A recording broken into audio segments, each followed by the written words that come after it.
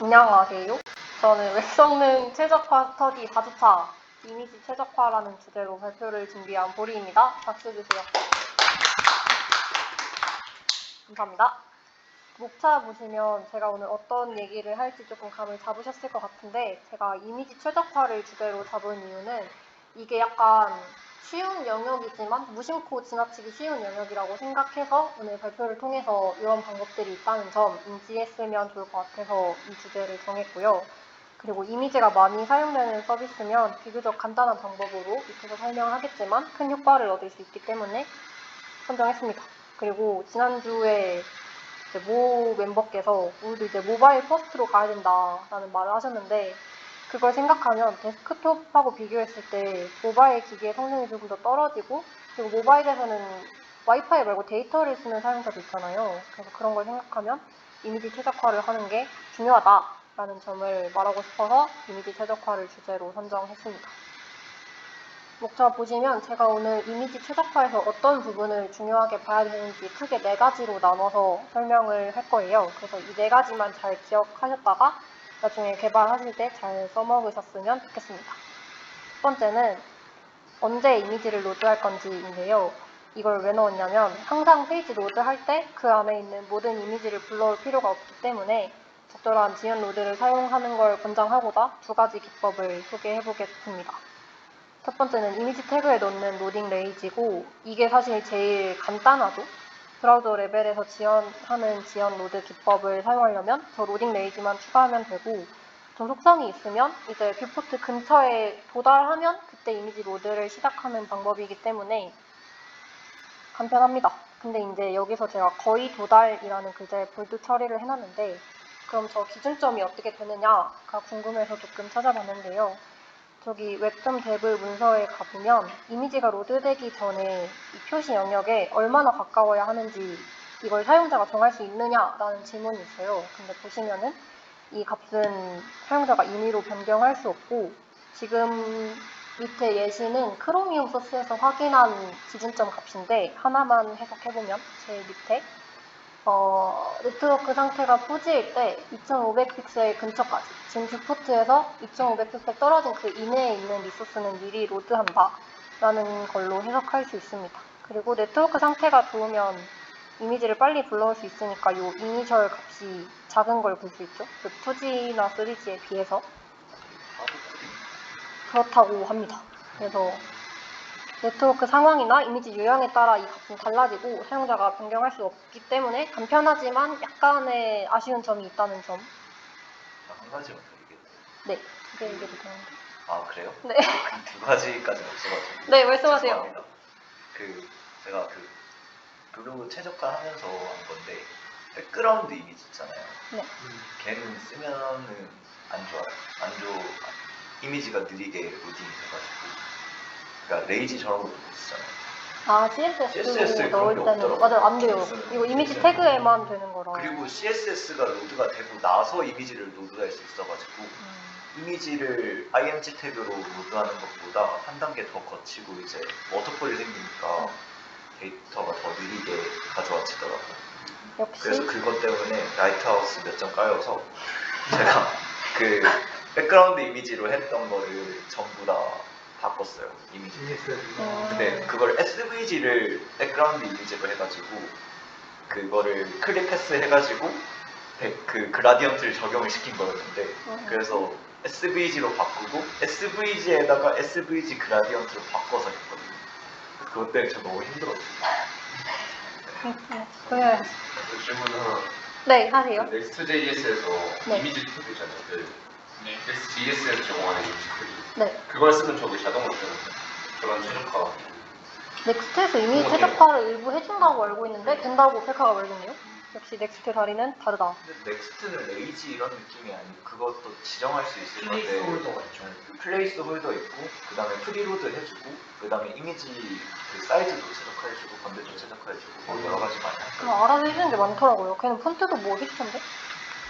아무튼 첫 번째 그렇게 로딩 레이지였고요. 두 번째는 레이지 로딩에서 이런 세세한 부분 지정이 어렵고 무엇보다 이미지 태그에만 사용할 수 있으니까 그걸 좀 극복하기 위해서는 인터섹션 옵저버 API를 쓰면 된다라는 의미에서 가져왔습니다. 근데 주제가 이미 최적화기 때문에 예시코드는 이미지로 가져왔습니다.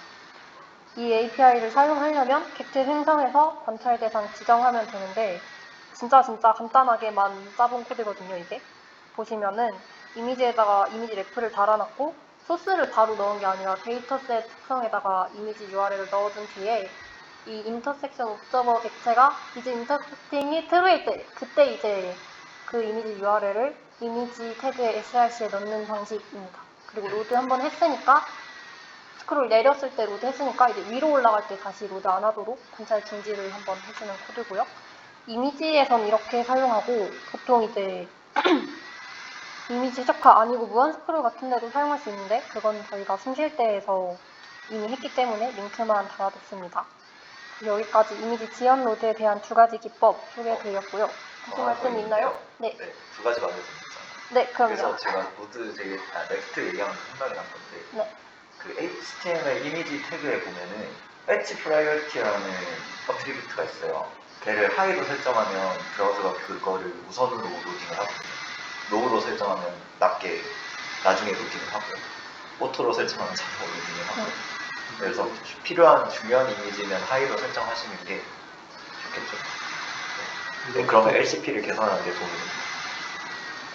좀 안 그렇게 쓸 것 같긴 한데 로딩 레이지랑 패치 프리어리티랑 둘 다 달면 레이지 로딩 먼저 적용되고 그 중에서 하이로 가져올 것 같은데 맞나요? 그거는 그렇게 안 우선을 써도- 봐야 되지 않을까요? 아, 오케이. 근데 아마 이게 그거일 거예요.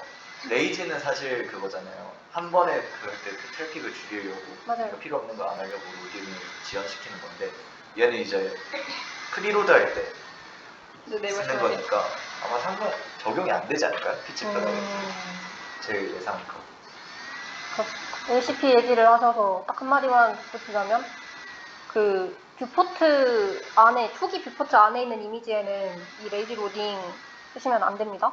어차피 달아도 적용이 안 되겠지만. 그리고 다음 체크리스트 얼마나 크게 이미지를 보여줄 것인가 는 내용이 간단한데요.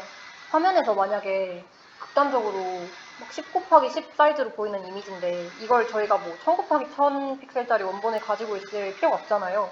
굳이 그렇게 큰 이미지 용량을 감수할 이유가 없으니 화면에 실제로 표시되는 크기를 고려해서 만약에 이미지가 좀 많이 크다면 적절하게 리사이징 하는 것도 중요합니다. 그러면 이제 화면에서 보이는 크기 그대로 유지하면 되냐가 궁금하실 것 같은데 요즘은 고해상도 디스플레이를 사용하는 사용자도 있고 서비스에 이미지 확대 기능이 있는 경우에는 좀 더 크게 이미지를 제공해야 되니까 보통은 그런 걸 고려해서 2배에서 3배 정도를 권장한다고 해요. 그리고 이렇게 리사이징 했으면은 그 크기를 이미지 태그 사용할 때 미리 명시를 하셔야 됩니다. 설정을 안 하시면 기본적으로 0 곱하기 0 사이즈고 이미지가 로드되면서 그 크기에 의해서 CLS 커뮬레이티브 레이아웃 시프트 저 점수가 높아지기 때문에 미리 크기 명시하시는 것도 까먹지 말고 잘 하실 거라 믿습니다. 그럼 저 질문 하나 있는데 네. 그거는 저희가 보통 막 컨테이너 하나 만들고 거기다가 이미지를 넣잖아요. 그럼 그렇게 하는 것보다는 컨테이너에도 그 크기를 지정하고 이미지에도 크기를 지정하는 게 좋은 근데 컨테이너의 크기 지정이 돼 있으면 그 안에 있는 이미지의 크기 지정 안 해도 CLS 점수가 크게 높진 않더라고요. 저는 그랬어요. 컨테이너만 잘 지정을 해줘도 비슷한 효과가 있습니다. CLS를 줄인다가 저기 나오지 않을까요? 그냥 크기만 딱 정해주는 게 되니까. 그렇습니다.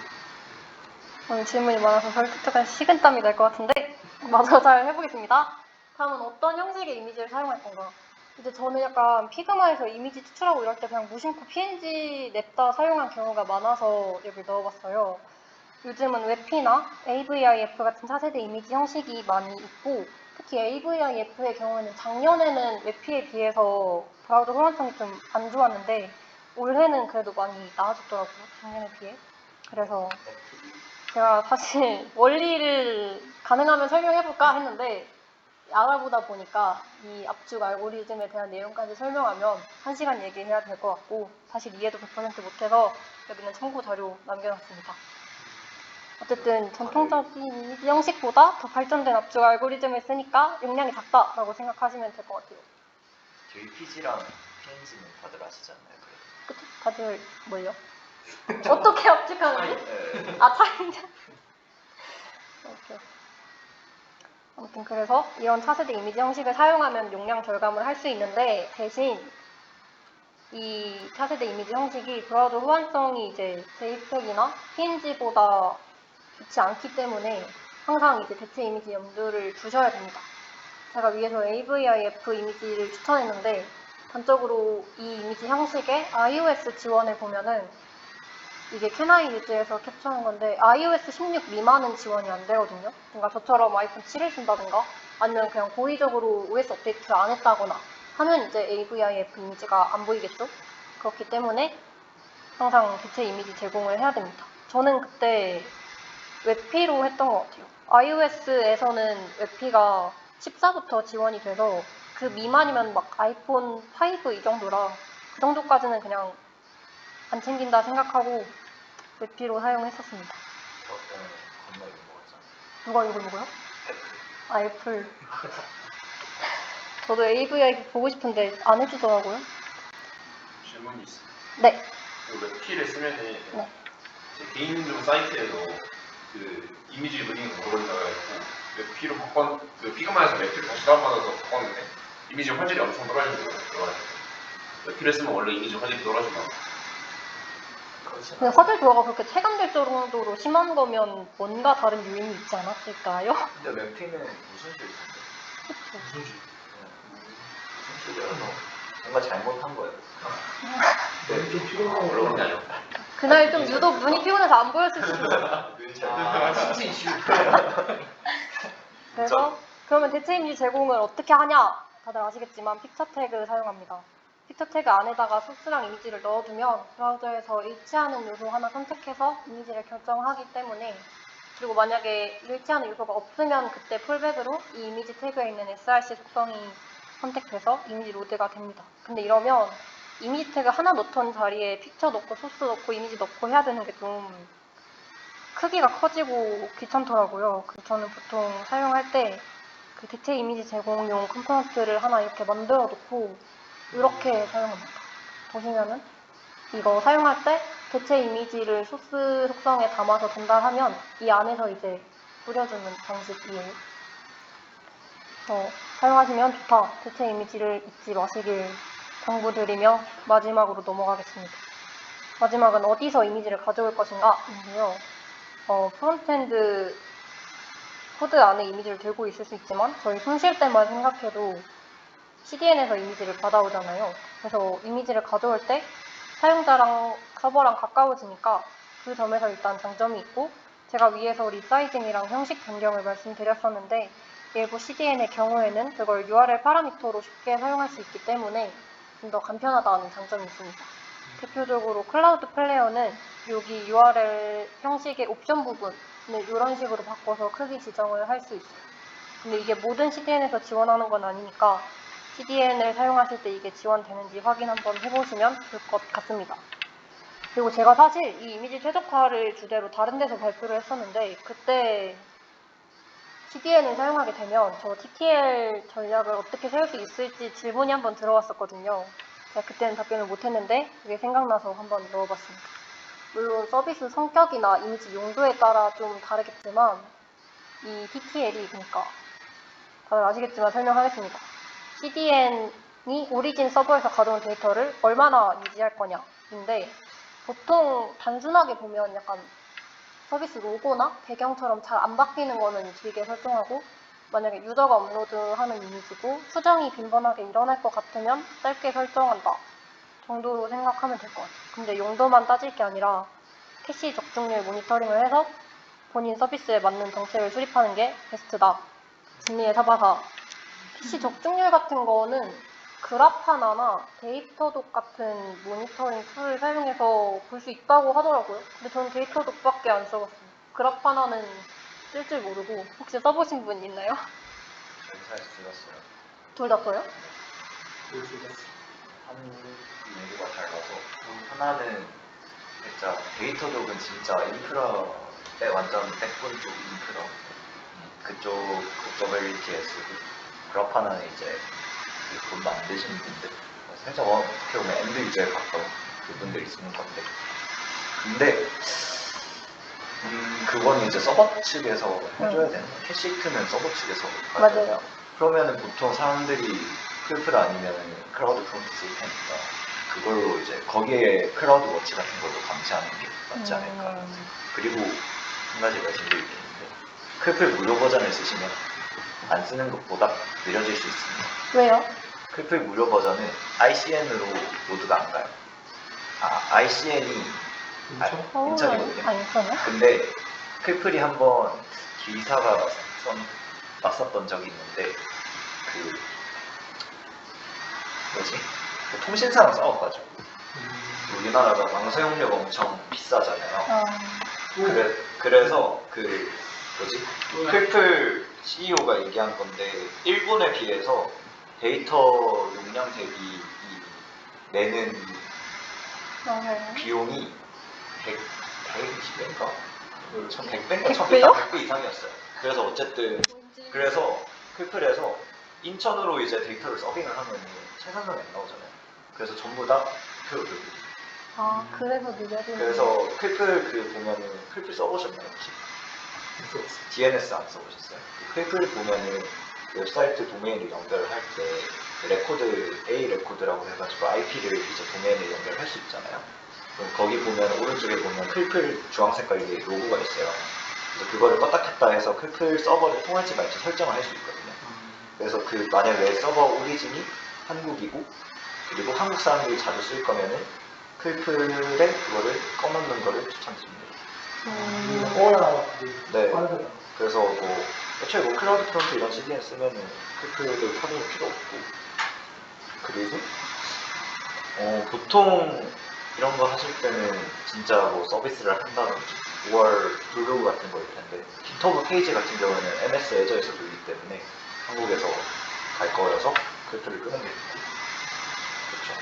뭐 서비스 상황에 따라 다르지만 어쨌든 ICN으로 안 간다라는 거는 알아두시면 좋습니다. 저 궁금한 거 막. 아니면 클플 그러면은 결제하세요. 블랙 플랜으로 썼을 때 느리다 이런 건 경험으로 알게 되신 거예요? 이렇게 그거는- 느려 해서 봤는데. 그거는 느리다는 거는 경험으로도 나오고 왜냐면 옛날에는 서울 ICN으로 왔었어요. 옛날에 빨랐는데 갑자기 느려져가지고 그 보면은 그 클플 저기 헤더에 어디 통해서 갔는지 나오거든요. 살짝 그 노스트 이스트. 네, 그럼 지금 어디로 나와요? 지금은 저도 잘 모르겠어요. 하긴 클플 쓰는 사이트가 어디 있어요. 어쨌든 그래서 그게 아마 나리타였나 도쿄였나 어디로 나와가지고 되게 느려졌던 기억이 있습니다. 발표 자료에 보충해놔야겠다. 감사합니다. 따봉 드립니다. 그래서 준비한 내용은 끝났고 혹시 Q&A 아니면 하고 싶은 말? 언제 숫자가